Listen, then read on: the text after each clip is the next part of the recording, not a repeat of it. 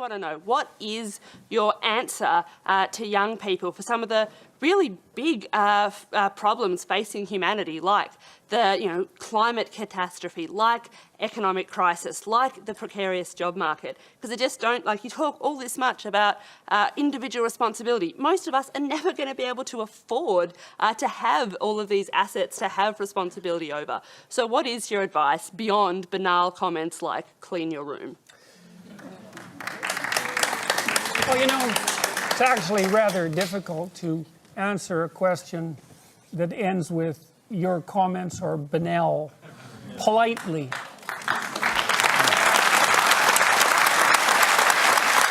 So, I would consider that more of an opinionated, personal and political statement than actually a question.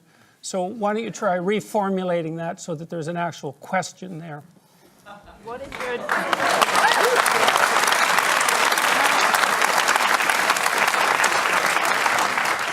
So what is your advice to young people when you talk about you need to be individually responsible, but when there are things that are so far out of our control, like climate catastrophe, like the precarious job economy, like the economic crisis? Out of your control as you think. What is your answer to Do you think that you're worse off than you think that you're worse off than your grandparents? I think there are different challenges. Do you think you're worse off than your grandparents? I think that Jordan, once again, we're not going to cross-examine our questioners.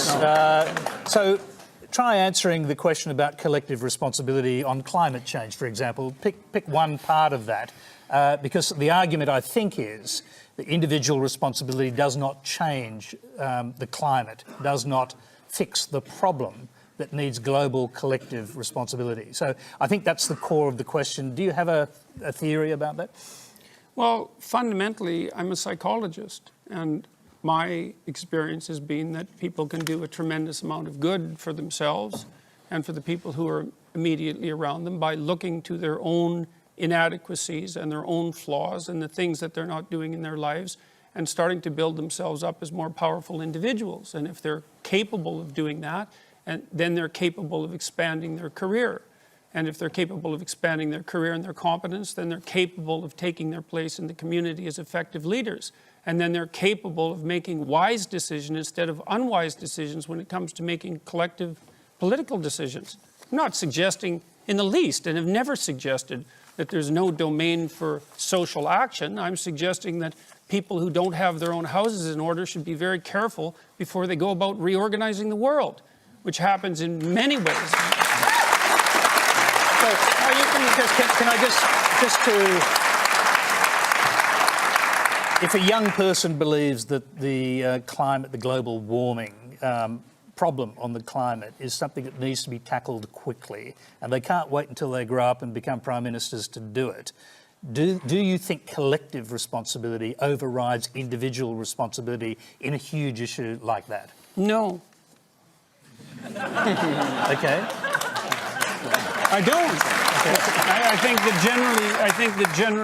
I think generally people have things that are more within their personal purview that are more difficult to deal with and that they're avoiding, and that generally the way they avoid them is by adopting pseudo-moralistic stances on large-scale social issues so that they look good to their friends and their neighbors.